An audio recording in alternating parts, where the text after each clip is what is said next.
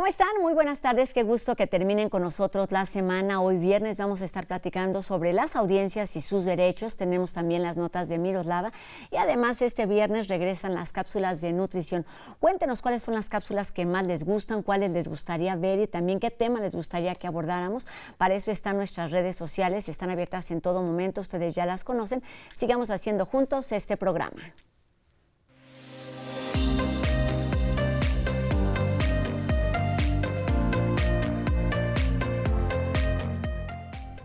Los últimos días del mes de agosto se anunció que la Suprema Corte de Justicia de la Nación invalidó el decreto por el que se reformó la Ley Federal de Telecomunicaciones y Radiodifusión del 2017 en lo que se refiere a los derechos de las audiencias.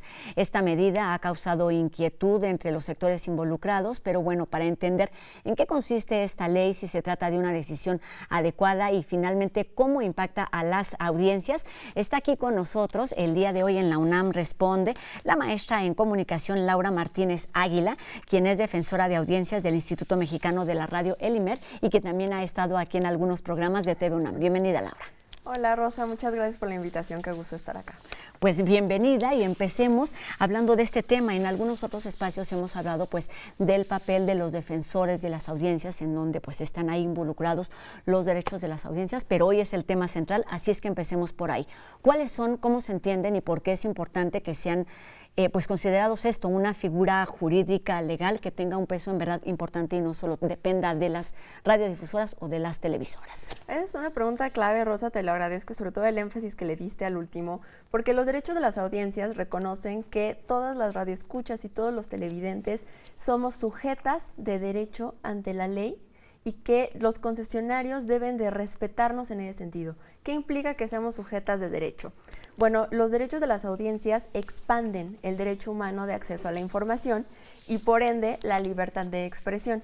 Y desde su definición en la Declaración Universal de Derechos Humanos se reconoce que tanto el acceso a la información como la libertad de expresión son simultáneamente individuales y colectivos. Todo derecho humano lo es, ¿no? Exacto. Entonces, el reconocimiento de que las personas que recibimos esas informaciones, esas opiniones y que a través de diversos medios se divulgan y se nos hace llegar estos insumos informativos de entretenimiento, que tengamos derechos, establece que la información debe venir con una cierta calidad, ¿no?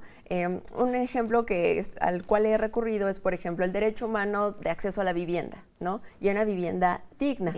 Para eso deben cumplirse ciertos criterios, ¿no? Que tengas el acceso al agua, a ciertos servicios básicos que justamente garantizan que tu vivienda sea digna, que tu derecho sea digno. Bueno, si eso pasa con el derecho a la vivienda, es lo mismo con el derecho de acceso a la información. ¿Cuáles son esos criterios que deben tomarse en cuenta para considerar que esos derechos deben cumplirse? Esos criterios son los derechos de las audiencias, que están en la ley, en la que citabas, en la Ley Federal de Telecomunicaciones y Radiodifusión. Su texto original es del 2014, fue promulgada en ese año, resultado de la reforma constitucional de 2013.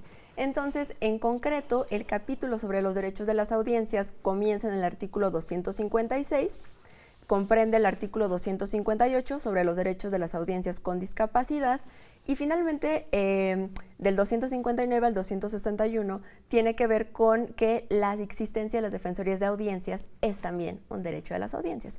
Y los criterios tienen que ver con que se nos muestre la pluralidad, la diversidad ideológica, política, social, cultural, lingüística, histórica de nuestro país, que se respeten los derechos humanos, que esté prohibida la discriminación de cualquier tipo, tal como lo establece la Ley Federal para prevenir y erradicar la discriminación del 2003, ¿no? O sea, los derechos de las audiencias retoman muchos preceptos que ya estaban previamente en otras leyes de nuestro marco mexicano, pero que dicen, bueno, si la discriminación está prohibida en nuestro país, entonces los concesionarios de radio y televisión deben comprometerse a que sus programas y sus contenidos respeten ese principio y se incorpora como parte de los derechos de las audiencias. Y ese es solo un ejemplo de lo que se trata. Es muy importante lo que estás diciendo, es de ir sumando, no se trata de eliminar los derechos que ya se habían ganado previamente en ningún sentido. A ver, Laura, dices, esta ley se dio a conocer o se aplicó a partir del 2014. ¿Qué ocurrió entonces en el 2017, que es otro punto clave? Es importantísimo. El 2017, en 31 de octubre de 2017, se le hicieron las reformas que tú citabas a esta ley. ¿Por qué se hicieron estas reformas? Bueno, en el texto original del 2014, entre muchos artículos de la ley, el Instituto Federal de Telecomunicaciones tenía unas facultades constitucionales para emitir unos lineamientos sobre la defensa de los derechos de las audiencias. En particular en ese punto. Claro, porque es el órgano autónomo regulador especialista en la materia, entonces podía hacerlo. Emite los lineamientos en diciembre de 2016 y en enero y febrero de 2017 hay unas reacciones tanto de la Oficina de Presidencia como de un sector de la Cámara de Diputados de acciones de inconstitucionalidad para que el IFT no pueda emitir esos lineamientos. Dicen, se nos pasó la mano, básicamente, ¿no? O sea, como que le dimos más propiedades de las que debíamos. Entonces, en octubre de 2017 se resolvieron esas acciones de inconstitucionalidad en donde algunos derechos de las audiencias fueron derogados, como aquel tan, entre comillas, polémico de distinguir la información noticiosa de la opinión de quien la está presentando, la distinción de la propaganda y la publicidad respecto del programa que estamos viendo, que no se confunda uno con otro, y también que los códigos de ética, los concesionarios iban a tener plena libertad programática y libertad de expresión de emitir sus códigos de ética. Pero una vez que los hicieran, tenían que apegarse a esos lineamientos del IFT para decir, yo sí me comprometo, y aquí está la prueba, de que voy a respetar esos derechos. Y me comprometo a esto en específico. Exacto. Se cambió la redacción a decir, los códigos de ética quedan en una absoluta autorregulación y el Instituto Federal de Telecomunicaciones no va a revisar que yo verdaderamente me estoy comprometiendo a eso. Eso se cambió en 2017.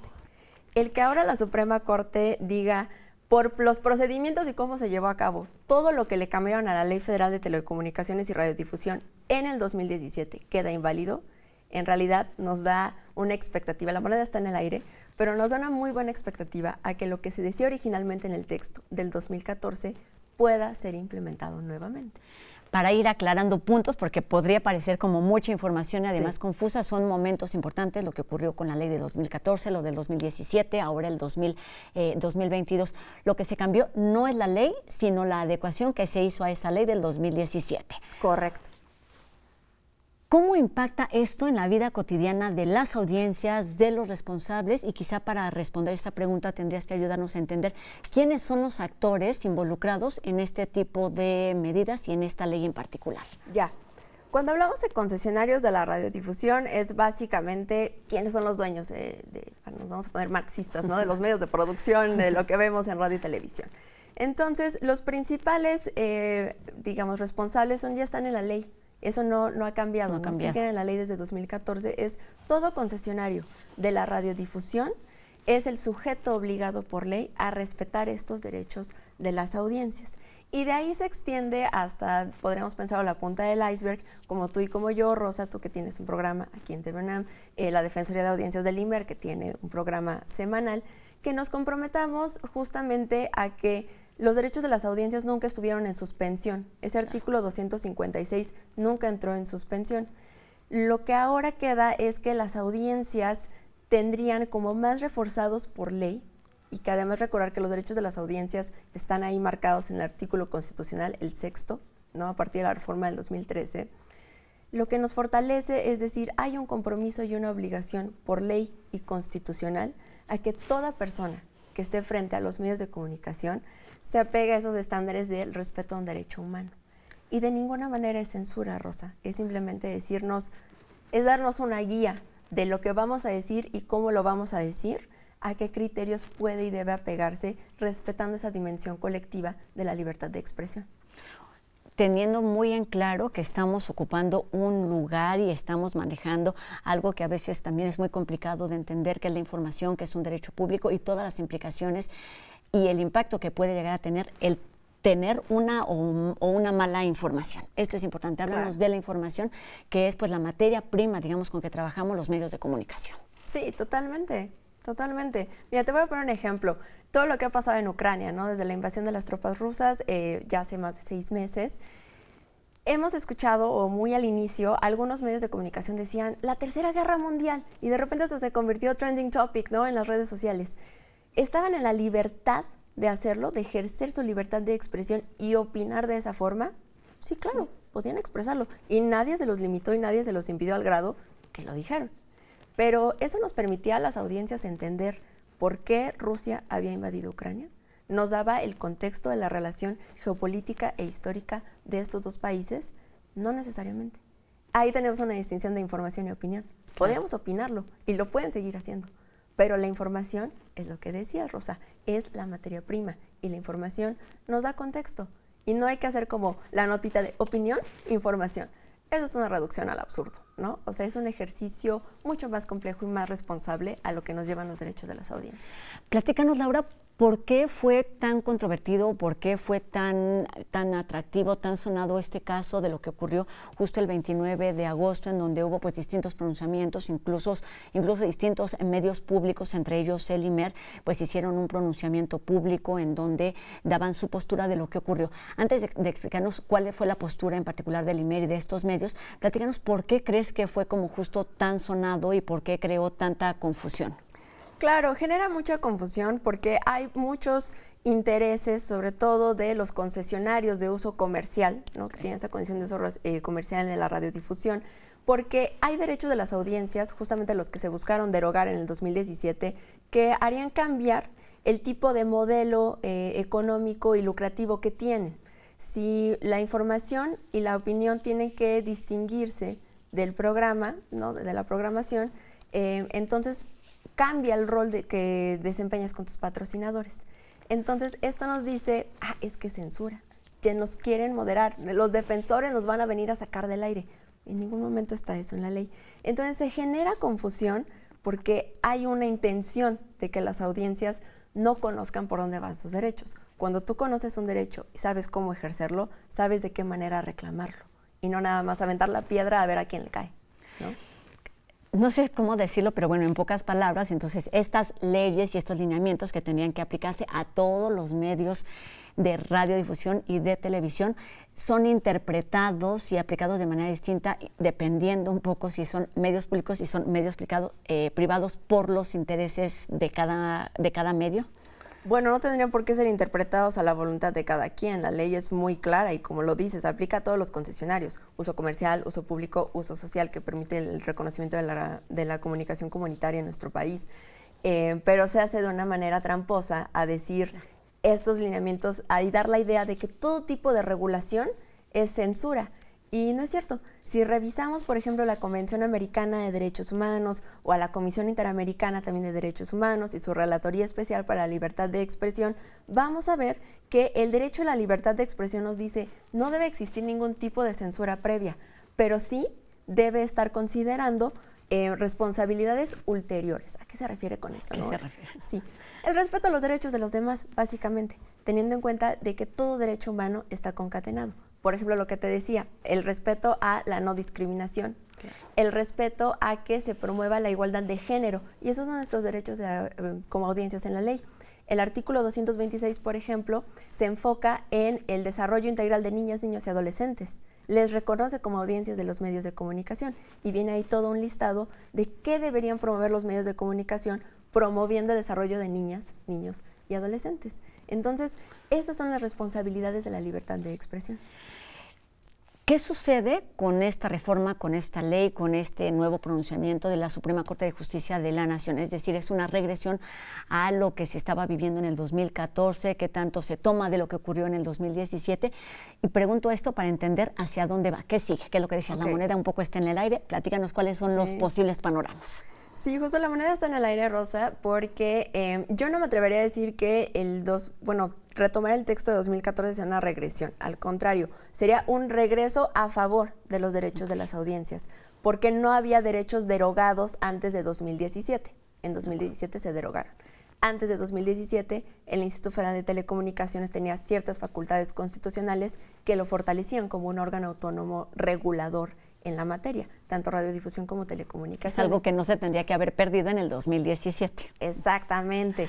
Entonces, el retomar, que exista la posibilidad de retomar el texto de 2014 es muy interesante. ¿Qué falta? Se habla de un famoso engrose de la Suprema Corte de Justicia de la Nación, que es básicamente que nos dé con detalle a qué se refirió el 29 de agosto, ¿no? O sea, el engrose es eso. Y el Poder Legislativo tendría que esperar justamente ese engrose para decidir qué es lo que va a pasar con el texto de la Ley Federal de Telecomunicaciones y Radiodifusión. Porque la resolución de la Suprema Corte no necesariamente implica que el legislativo, valga la redundancia, tenga que volver a legislar sobre los derechos de las audiencias, porque ya hay una ley. No hay por qué rehacer una ley, es simplemente tener claro si se retoman algunas cosas de 2017 o si se deja el texto original de que se promulgó en 2014. Entonces eso es lo que está por verse, pero falta que la Suprema Corte, digamos, dé detalles para que el legislativo sepa por dónde ir. Para tener claridad. Laura, ¿por qué estamos hablando de esto? Es decir, hay gente como tú que son pues muy informados en los temas de las leyes, de los derechos y demás, pero ¿por qué a nosotros y a todo el mundo como audiencias nos tendría que importar que estos temas estén sobre la mesa y que estén causando eso, tanto movimiento y tanta polémica? Y con la participación también de tantos actores. Me parece importante esto, que es la Suprema Corte, el Instituto Federal, sí, los legisladores. ¿Por qué es importante y por qué está causando tanto movimiento? Porque no es la primera vez que una regulación en medios genera el movimiento de los intereses comerciales, lucrativos y particulares en nuestro país. Lo vimos en 2006 con la llamada Ley Televisa, por ejemplo, y que además una ley de medios duró 50 años en nuestro país, mismo que hubo muchos cambios sociales y sobre todo, ¿cómo le importaría a las audiencias? Porque nunca habíamos sido reconocidas como tales, ni siquiera en la ley. En el texto de 1960 no existe la palabra audiencias, existe el público. Así, en general, vaya usted a saber a quiénes se refería y quiénes eran, y mucho menos reconocía que eran sujetos de derechos. Los derechos de las audiencias se apegan a un principio de progresividad de los derechos humanos. Y lo más importante, este principio de progresividad pone en el centro de la discusión cómo un derecho humano, como el derecho de acceso a la información y la libertad de expresión, son cruciales para la vida en democracia. Y la vida en democracia reconoce que ningún tipo de poder debe concentrarse, no solo el poder político, también el poder mediático. Entonces, las audiencias reconocidas ya como estos sujetos, que tenemos un derecho, que podemos ejercer, que podemos reclamarlo y que además ahora sí que la Constitución y la ley nos respaldan, ¿no? Eso es nuestro barrio, nos respalda. O sea, está buenísimo, porque tenemos de dónde agarrarnos y decir, mi voz como audiencia, pero sobre todo como ciudadanía, vale. Entonces, esto es muy importante, amplía el espectro de cómo vamos a comprender nuestra ciudadanía y nuestra relación con los medios de comunicación en estos imaginarios que nos conforman y que nos refuerzan valores, ideas o que nos hacen rechazarlos. Tenemos un minuto para terminar, Laura, y solamente me gustaría que nos dieras pues tu opinión desde tu experiencia y con tu conocimiento de qué falta, qué necesitamos hacer para que esta realidad jurídica sea tangible en la vida cotidiana, en las audiencias, en quienes hacemos radio y televisión cada día. Básicamente voluntad, Rosa, porque las leyes ya las tenemos. Y nos pasa lo mismo como con la Ley General para erradicar, para que las mujeres tengamos una vida libre de violencia, ¿no? Las leyes están ahí, los marcos están ahí, el compromiso del Estado mexicano con los derechos humanos existe. Lo que nos falta es voluntad y de verdaderamente asumir ese compromiso para lo que está en la ley sea una realidad para las audiencias y que las audiencias también nos acerquemos a donde están las defensorías para conocer esos derechos y apropiárnoslos, ejercerlos y que sean letra viva en la práctica. Lo que necesitamos es conocerlos. En 30 segundos, ¿qué es lo que está en juego? Libertad de expresión, censura, regulación, ¿qué es lo que está en juego? Nada de eso, ni la libertad de expresión está en juego, ni siquiera hay censura. Lo que está en juego es un ejercicio responsable de quienes han estado en los medios de comunicación y me atrevería a decirlo en términos gramscianos, es una crisis de hegemonía, porque además en 2013 se reconocieron a los medios públicos con esa identidad jurídica. Antes no tenían ese reconocimiento en la ley, eran permisionados. Entonces, son nuevos actores. Y todos tenemos esa responsabilidad y una manera de acercarnos a estos derechos y a estas responsabilidades que tenemos también como audiencia y también quienes trabajamos en los medios y en particular en los medios públicos. Hay formas de enterarnos de esta información. Uno de ellos es este programa que tiene el IMER. Platícanos rápidamente dónde lo podemos encontrar. ¿Los miércoles? Los miércoles a las 3 de la tarde en prácticamente todas las emisoras del IMER enlazadas. Nos escuchan en Audiencias IMER. Ahí tenemos entrevistas varias desde derechos digitales hasta estos temas de la Suprema Corte y nos encuentran en Facebook y Twitter con con @audienciasimer. Pues hoy la invitación es a vernos en TV UNAM y a escucharnos en el IMER. Muchísimas gracias, Laura Martínez, defensora de las audiencias del IMER. Muy buenas tardes. A ti, gracias, Rosa. Buenas tardes. Y bueno, tenemos más información porque este viernes vuelven los consejos de nutrición con Majo Gallardo, quien el día de hoy nos habla sobre el aceite de oliva, sus propiedades y los beneficios a la salud, así como también cómo no debemos cocinarlo.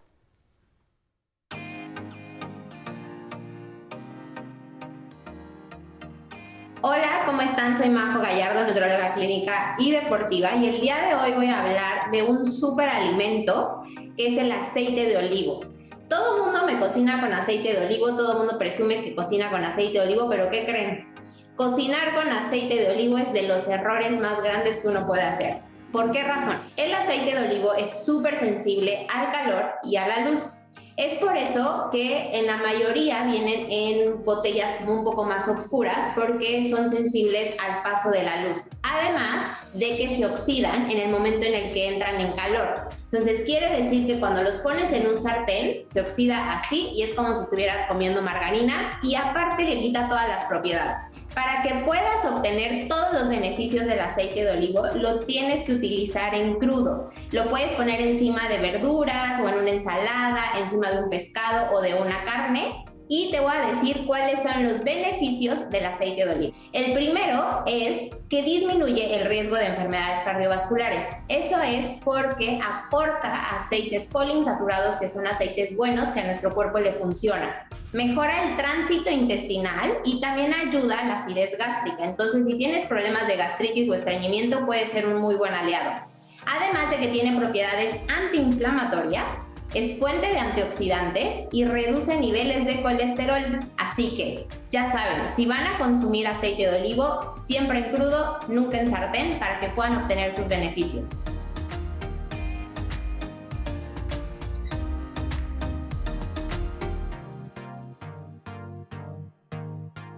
Y como cada semana, terminamos con música y todo lo que podemos aprender de ella. Esta tarde Miroslava nos platica sobre los instrumentos de cuerda, como el violín o el contrabajo.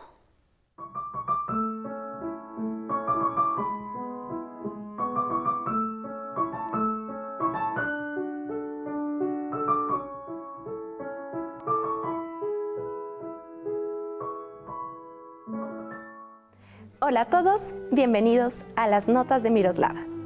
¿Sabes cuál es la diferencia entre un violín, una viola, un violonchelo y un contrabajo? Recordaremos que los instrumentos de cuerda frotada son aquellos instrumentos musicales que producen las vibraciones sonoras por medio de la frotación de las cuerdas. Para ello se emplea el arco.